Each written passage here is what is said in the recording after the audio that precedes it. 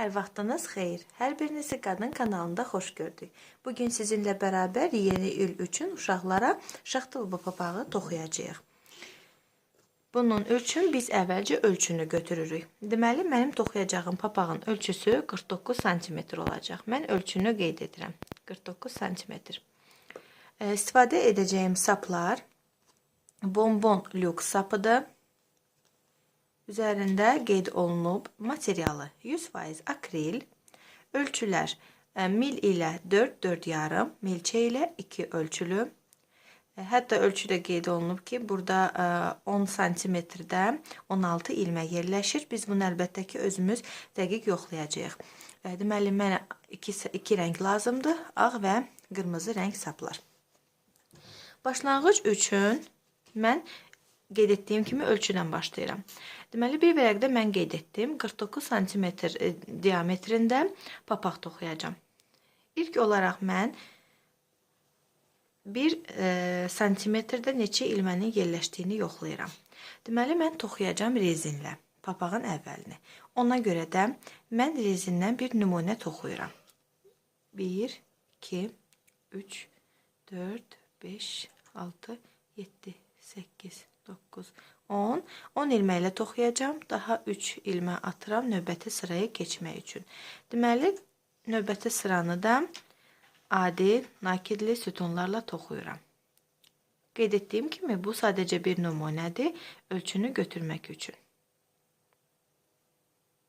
10 ilmədən ibarət nümunə toxuyuram. Bu bütün növ papaqlarda keçərlidir. Milçə ilə toxuduğunuz hər növ papağı bu ölçü ilə hesablayacaqsınız. Ola bilər ki, siz onu rezinlə toxumayasınız, yəni rezinlə başlamayasınız toxumağa. Onda hansı naxışla başlayacaqsınızsa, o naxışla da nümunə toxuyursunuz. Bu papağı biz aşağı hissəsindən toxuyacağıq.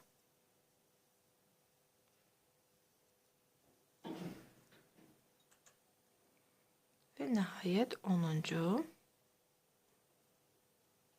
Yenə 3 boş ilmə atıram. Toxumanı çevirirəm və rezini toxuyuram. Rezin toxunması bizim kanalımızda artıq bir neçə dərsimizdə olub. Ona görə də bu dərsdə ətraflı yer ayırmıram onun toxunuşuna. Demək olar, videolarımızın əksəriyyətində biz rezin toxunuşunu izah etmişik. Ayrıca dərs kimi də yerləşdirmişik. Əlbəttə ki, linki videonun izah bölməsində yerləşdirəcəyik. Oradan izləyə bilərsiniz.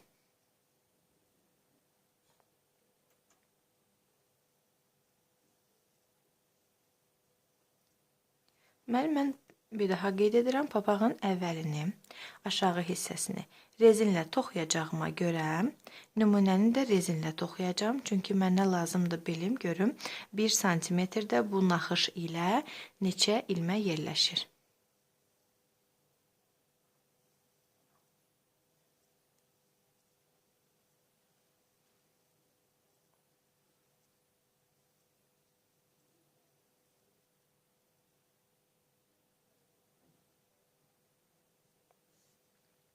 Bizim rezin və indi mən santimetrlə 10 ilməni ölçəcəm. 5. Deməli, 10 ilmə yerləşir 5 santimetrə. 5 santimetrdə 10 ilmə yerləşir. Bizə isə lazımdır 49 santimetr. Deməli, əgər 5 santimetrə 10 ilmə yerləşirsə, deməli, bizdə 1 santimetrə 2 ilmə yerləşir. Lazım olan ölçü isə 49 santimetrdir. Amma papaq kip otursun deyə həmişə götürdüyünüz ölçüdən 200 santimetr kiçik ölçü toxumalısınız. Yəni 49 santimetrdirsə, mən hardasa 47 santimetr götürməliyəm. Bu mənə kifayət edər. 1 santimetrdə 2 ilmə yerləşirsə, deməli 47 santimetrdə yerləşəcək. 47-ni 2-yə vurırıq, eləyir 94. 94 ilmə ilə toxumağa başlamalıyam. Buna görə də toxuduğum nümunəni sökürəm.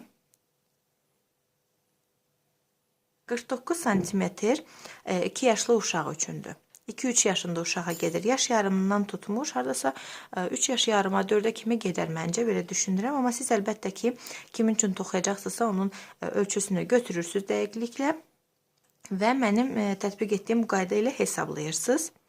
2-3 sm mütləq azaldın ki, uşağın başında kip otursun papaq. Və məndə alınan ölçü sayı qədər, ilmə sayı qədər ilmə yığıram, zəncir yığıram. 94 ədəd zəncirdən ibarət, 94 ədəd ilmədən ibarət zəncir yığıram. 1, 2, 3, 4, 5, 6, 7, 8, 9, 10. 94 ilmə topladım zəncir. Bir də qeyd edim, məndə milçənin ölçüsü 2 yarımdır.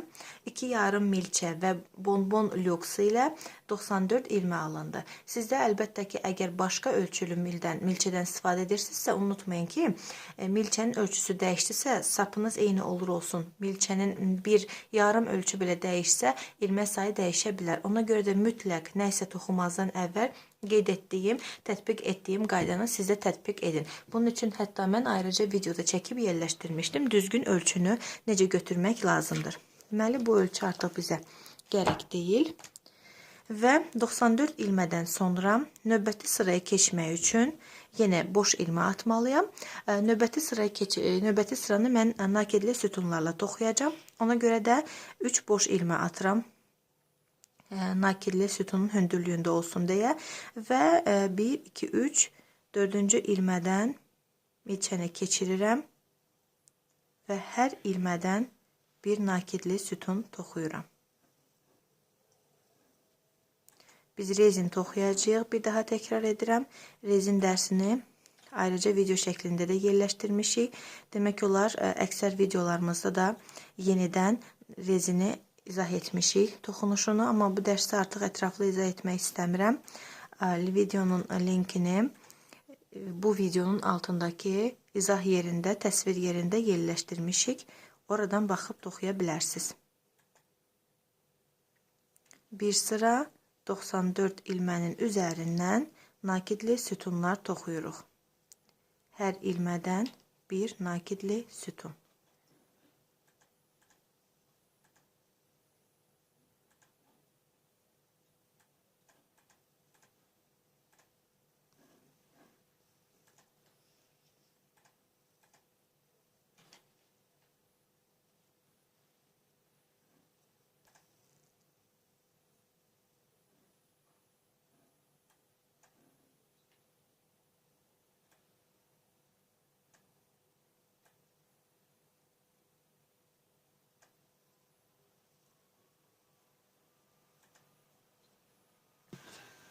Və sıranı tamamladıqdan sonra relyef sütunların toxunuşuna keçirik. 3 boş ilmə atırıq, toxumanı çeviririk və birinci ilməni bu qayda ilə milçəni ilmənin arxasından keçirtməklə toxuyuruq. İkinci ilməni milçəni arxadan gətirməklə. Təkrar yenə milçəni öndən gətiririk. Növbəti milçəni arxadan. Yenə öndən və arxadan. Təkrar bu qayda ilə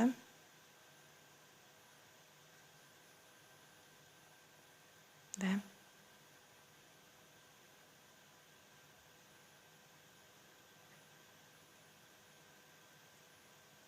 bütün sıranı bu qayda ilə toxuyub bitiririk. Və sıranı tamamladıqdan sonra yenə 3 boş ilmə atarıq. Sıranı, toxumanı çeviririk və indi siz əlinizdə daha aydın görəcəksiniz.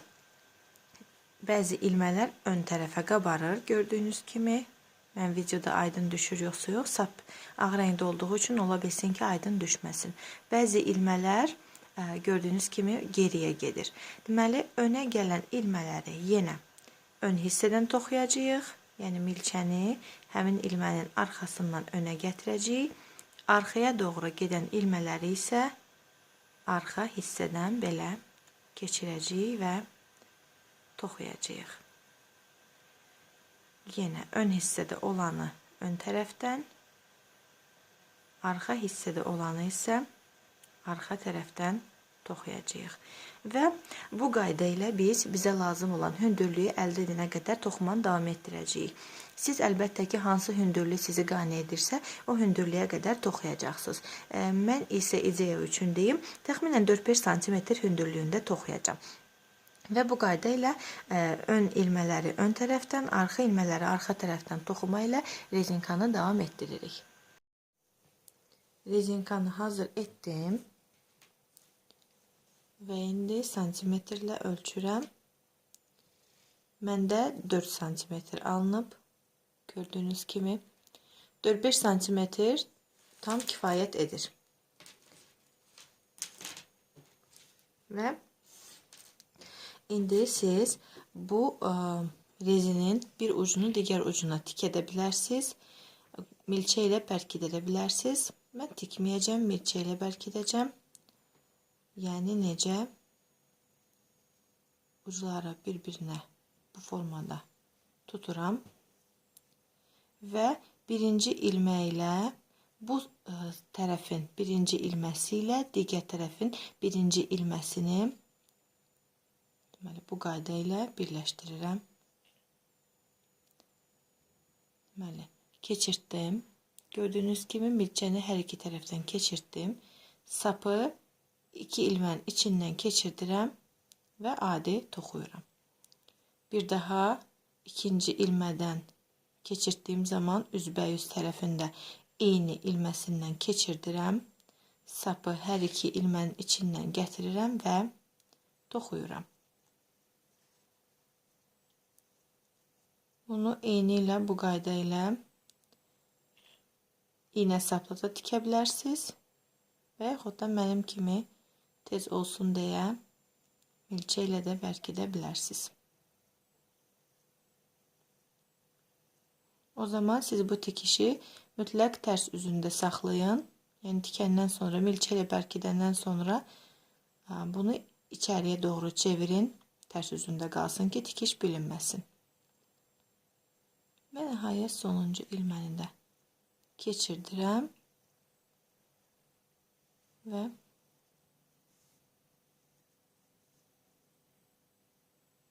bu qayda ilə tikmiş oldum.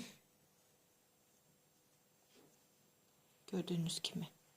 İndi artıq biz qırmızı rəngi keçəcəyik. Ona görə də ağ rəngi buradan kəsib götürə bilərik.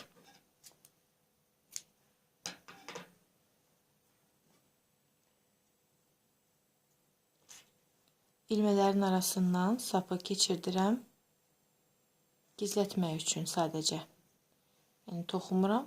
Sadəcə ilmələrin arasından bu qaydada keçirdirəm.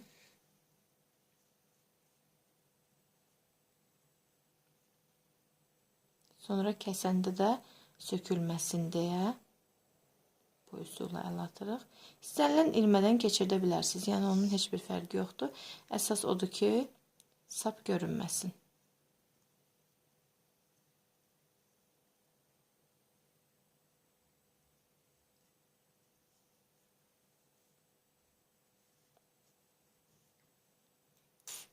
Və sonra bu sapıdan kəsirsiniz.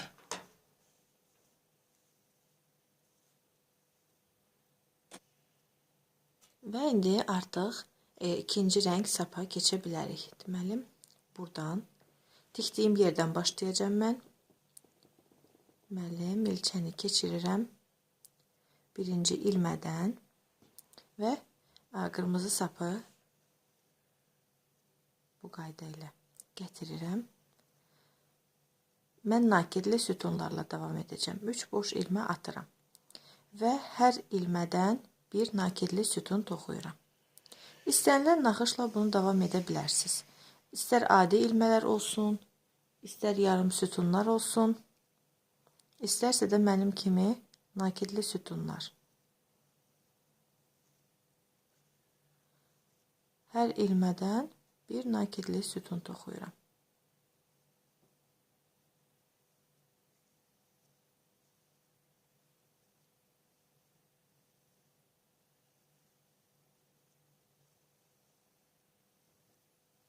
Bu qayda ilə də bütün sıranı tamamlayacağım. Sıranı tamamladım. Deməli sıranın sonunda birinci bu nakidli sütunla bu nakidli sütunu birləşdirəcəm. Ona görə də ilməni başlanğıcda atdığım 3 boş ilmənin üçüncüsündən keçirdirəm. Deməli 3 boş ilmənin üçüncüsündən keçirdirəm.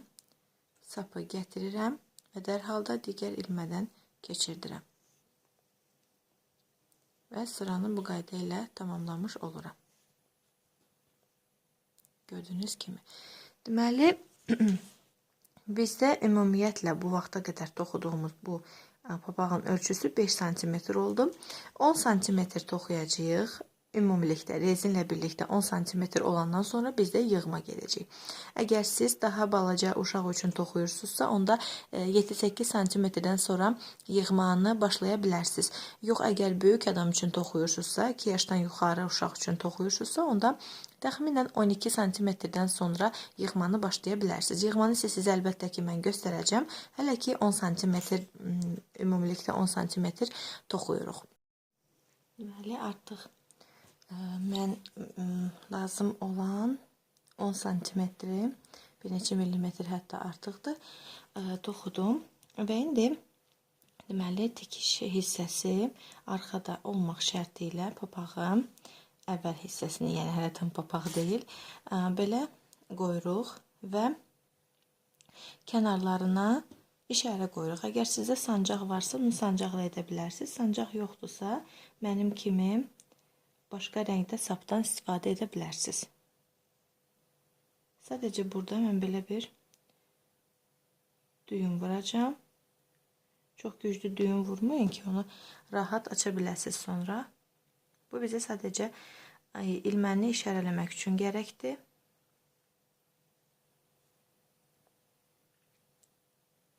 Və belə bir işarə qoydum. Deməli, biz bu iki tərəfin hər birində, hər sırada azaltma edəcəyik. Yəni, 2 ilməni birdən toxuyacağıq.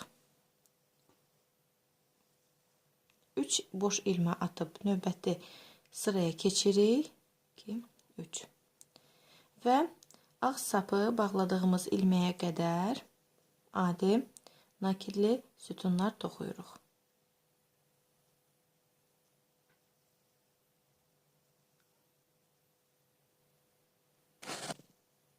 Və ağ sapa qədər deməli toxudum, gördüyünüz kimi.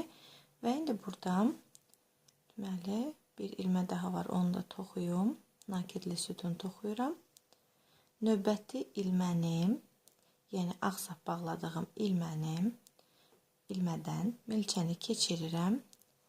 Bir ilmə atıram, amma tam sona qədər toxumuram. Sonra yenə nakid edirəm, digər ilmədən sapı keçirdirəm, birini toxuyuram. Sonra 2 ilməni bu qayda ilə birləşdirirəm.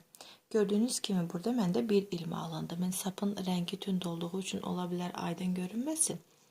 Gördüyünüz kimi burada 2 ilmə birləşib bir ilmə əmələ gətirib. Yəni burada bir ilmə var.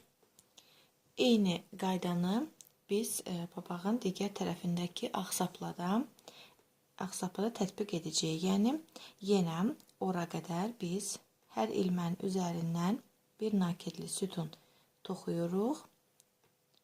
Ağ sapın yanına gəlirik. Burada da eyni ilə digər tərəfdə olduğu kimi ilməni, 2 ilməni bir yerdə toxuyacağıq. Deməli, birinci ilməni yarıya kimi toxuyuram. Və sonra yandakı ilmədən nakidli sütun toxuyuram yenə yarıya kimi. Sonra 2 ilməni bu qayda ilə birləşdirirəm. Və sona qədər də adi nakidli sütunlarla toxuyub sıranı tamamlayacağım.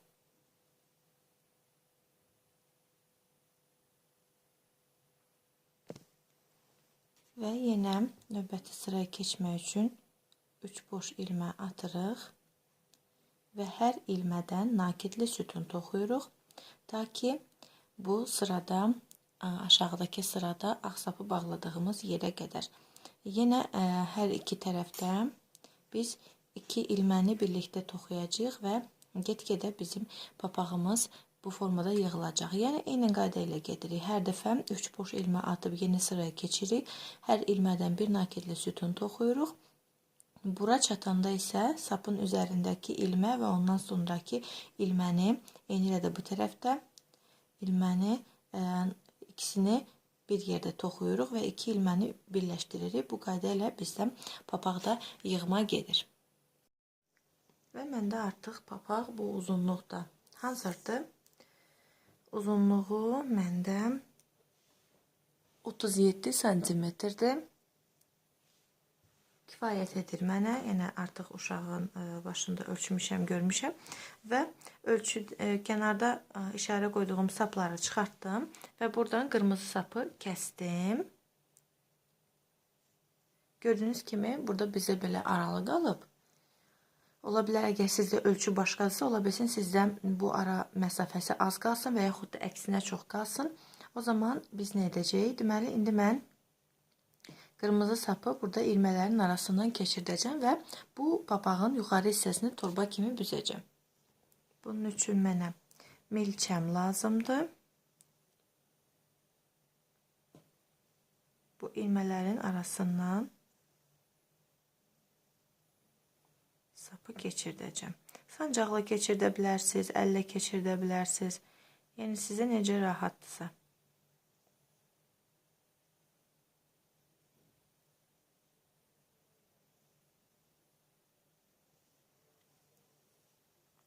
Bütün ilmələrin belə arasından bir ilmədən bir və yaxud hər ilmənin arasından 2 ilmədən bir belə keçirdəcəksiniz və sonra onun ağzını torba kimi büzəcəyik.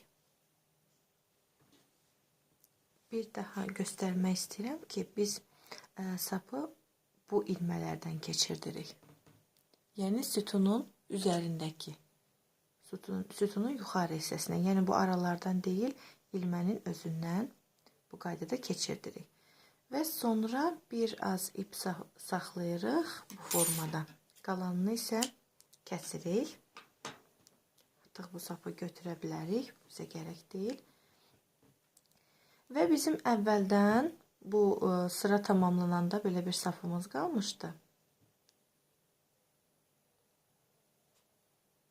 Bu sapdır. O sapı biz ilmələrin arasından keçirdirik, gizləyirik.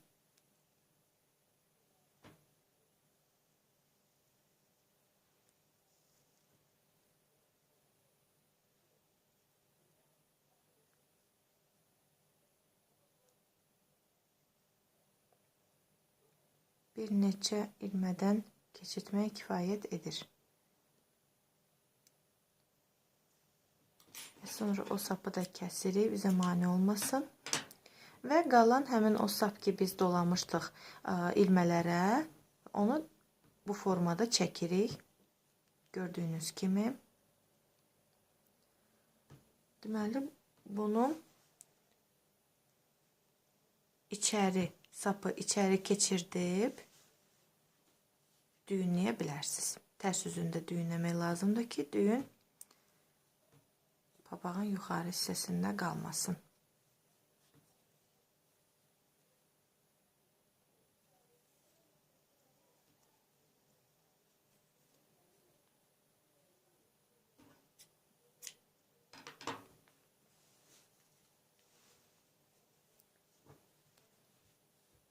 Və sonra pomponu hazır edirik Məndə artıq pompon hazırdır. Bundan öncəki videoda video dərsimizdə siz pomponun hazırlanmasını görə bilərsiniz. Eyni zamanda bu videonun izah bölməsində, təsvir bölməsində də pomponun hazırlanma qaydası var və pomponu papağın ucuna tikəcəyik. Bir də çox adam pompon hazırlayanda sapını uzun saxlayır və sonra o sapı düyünləyir papağın yuxarı hissəsinə, amma əslində pomponu tikmək lazımdır. Harda ki düyün vurmusunuz, deməli onu tapırsınız. Milçə ilə göstərim. Budur. Gördüyünüz kimi. Yəni burada bilmirəm videoda aydın görünürmü, amma görünməlidir burada. Və iğnəni oradan keçirdəcəyik. Yəni pomponun başına doladığımız sapdan tikirik. Yəni keçirdirik.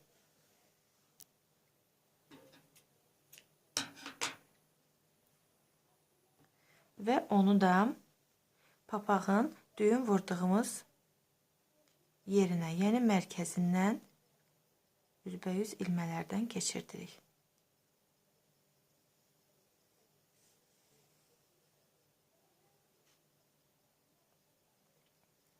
Bu formada hər dəfə həmin sapdan keçirdəcəyik.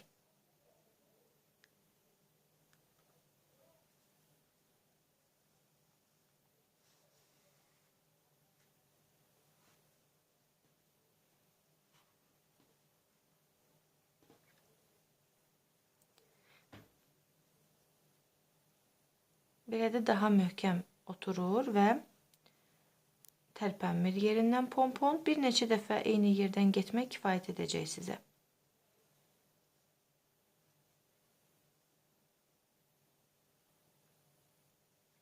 Həm sapdan keçirdirsiniz, həm də papağın bu yuxarı hissəsindən və qəşəng dartırsınız.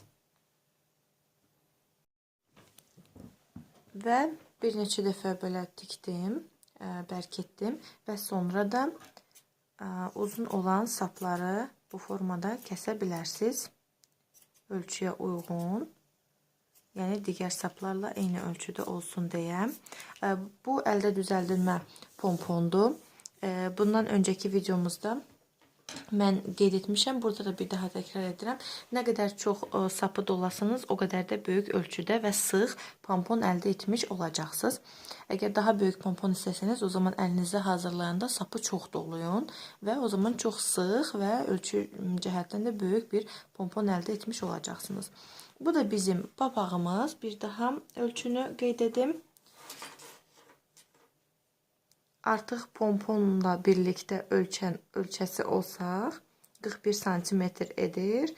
Papağın özü isə 37 cm-dir. Və bu da bizim şaxta baba papağımız. Əgər videona razı qaldınızsa, o zaman bəyənməyi unutmayın. Növbəti video dərslərdə görüşmək ümidi ilə sizinlə sağollaşırıq. Hələlik.